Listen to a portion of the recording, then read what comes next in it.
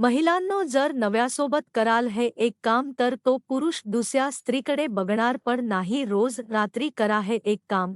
मित्रांनो, नवरा बायकोचं नातं हे आयुष्यातील अतिशय सुंदर आणि जिव्हाळ्याचं नातं मानलं जातं.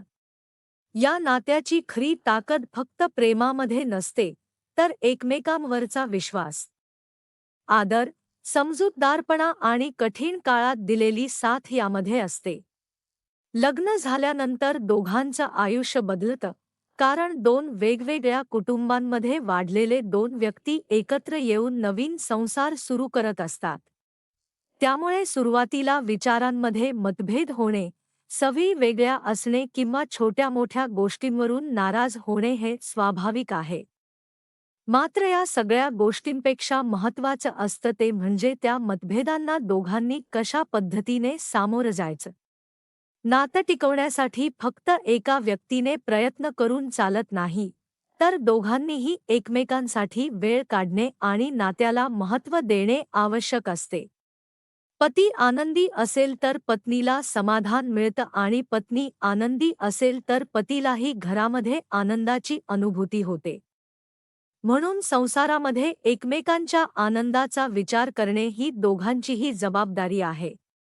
अनेक वेळा पती-पत्नीमध्ये संवाद कमी झाला की गैरसमज वाढायला सुरुवात होते.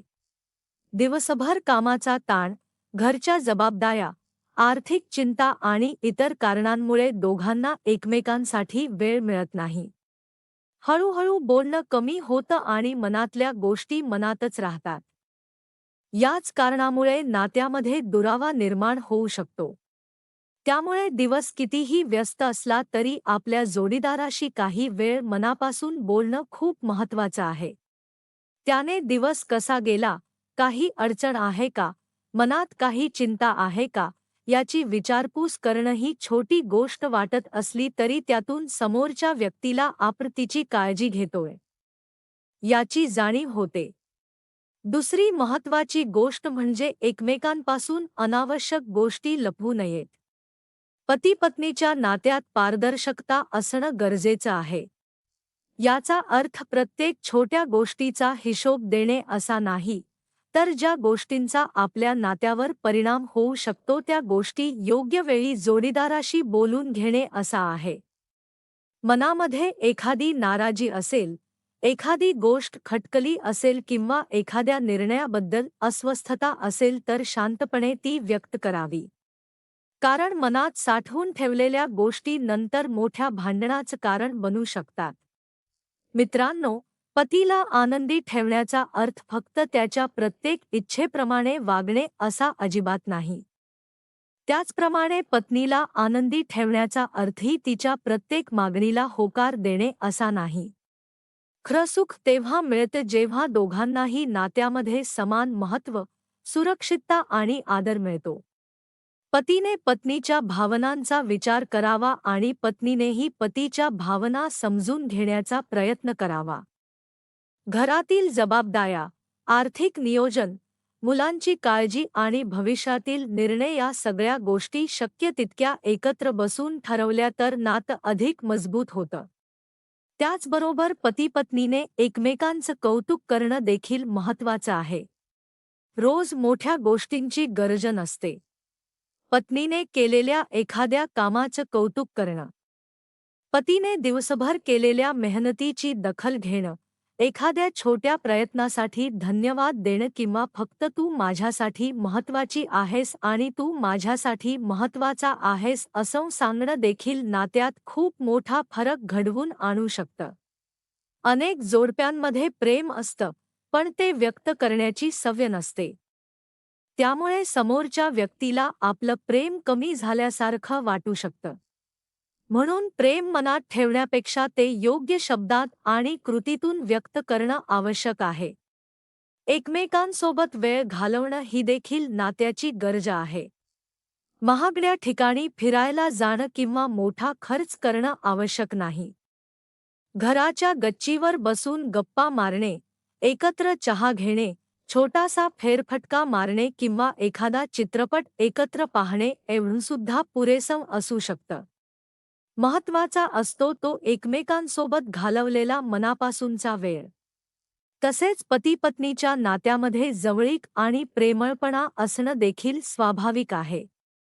मात्र त्यामध्ये दोघांची इच्छा, आराम आणि परस्पर संमती यांना नेहमीच महत्त्व दिलं पाहिजे. नात्यात कोणत्याही प्रकारचा दबाव नसावा. प्रेम म्हणजे फक्त शारीरिक जवळीक नाही, तर भावनिक जवळीक देखील आहे. जोडीदाराच्या मनात काय चाललं आहे हे समजून घेणं, त्याला सुरक्षित वाटेल असं वातावरण देणं आणि त्याच्या मर्यादांचा आदर करणं हे ख्या प्रेमाचं लक्षण आहे. मित्रांनो, संसारामध्ये भांडण होणार नाहीत असं कोणतंही नातं नसतं. प्रत्येक जोडप्यामध्ये कधी ना कधी मतभेद होतात. पण मतभेद होणे आणि एकमेकांचा अपमान करणे या दोन वेगळ्या गोष्टी आहेत. रागाच्या भरात कठोर शब्द बोलले गेले तर ते शब्द मनात कायम राहू शकतात. म्हणून वाद झाला तरी एकमेकांचा अपमान, धमकी किंवा जुन्या चुका पुन्हा पुन्हा उकरून काढणं टाळावं. थोडं शांत झाल्यानंतर विषयावर बोलणं अधिक योग्य ठरतं. कारण उद्देश हा वाद जिंकण्याचा नसून समस्या सोडवण्याचा असायला हवा. आणखी एक महत्त्वाची गोष्ट म्हणजे विश्वास. पती किंवा पत्नीवर संशय घेणं, फोन तपासणं, प्रत्येक हालचालीवर नजर ठेवणं किंवा मित्रमैत्रिणींशी बोलण्यावरून भांडण केल्याने नातं मजबूत होत नाही. विश्वास हा संवादातून आणि सातत्यपूर्ण वागण्यातून निर्माण होतो. एखादी गोष्ट संशयास्पद वाटत असेल तर मनात कल्पना करून निष्कर्ष काढण्याऐवजी जोडीदाराशी शांतपणे बोलणं योग्य आहे. त्याचबरोबर दोघांनीही एकमेकांच्या वैयक्तिक अवकाशाचा आदर केला पाहिजे. लग्न झाल्यानंतरही प्रत्येक व्यक्तीची स्वतःची आवड, मित्र, छंद आणि काही वैयक्तिक वेळ असू शकतो. तो वेळ देणं म्हणजे प्रेम कमी झालं असं नाही. उलट एकमेकांच्या व्यक्तिमत्वाचा आदर केल्यामुळे नातं अधिक निरोगी बनतं. मित्रांनो, पती-पत्नीचं नातं सुंदर ठेवायचं असेल तर एकमेकांना बदलण्यापेक्षा एकमेकांना समजून घेण्याचा प्रयत्न करा. प्रत्येक व्यक्ती परिपूर्ण नसते. काही चांगल्या सवयी असतात, काही कमतरता असतात आणि काही गोष्टी काळानुसार बदलतात. जोडीदाराच्या कमतरतांवर बोट ठेवण्यापेक्षा त्याच्या चांगल्या गुणांचीही दखल घ्या. गरजेच्या वेळी साथ द्या. अडचणीच्या काळात एकमेकांचा हात सोडू नका आणि आनंदाच्या क्षणी तो आनंदही एकत्र साजरा करा. कारण आयुष्यभर टिकणारं नातं एका दिवसात तयार होत नाही. ते दररोजच्या छोट्या छोट्या प्रयत्नांनी मजबूत होत जातं. शेवटी एवढंच लक्षात ठेवा की पतीला आनंदी ठेवण्याची जबाबदारी फक्त पत्नीची नाही आणि पत्नीला आनंदी ठेवण्याची जबाबदारी फक्त पतीचीही नाही. दोघांनी मिळून एकमेकांच्या आयुष्यात आनंद निर्माण केला तरच संसार खऱ्या अर्थाने सुंदर होतो. विश्वास, प्रेम, आदर, संवाद, समजूतदारपणा आणि साथ या 6 गोष्टी नात्यामध्ये असतील तर छोट्या मोठ्या अडचणी आल्या तरी त्या दोघं मिळून सहज पार करू शकतात. लग्न म्हणजे फक्त 2 व्यक्ती एकत्र राहणं नाही, तर आयुष्याच्या प्रत्येक चढउतारामध्ये एकमेकांचा साथीदार होण्याचं वचन आहे. त्यामुळे एकमेकांना जपलं, मनापासून ऐकलं, योग्य वेळी समजून घेतलं आणि प्रेम व्यक्त केलं तर तुमचं नातं दिवसेंदिवस अधिक घट्ट होत जाईल.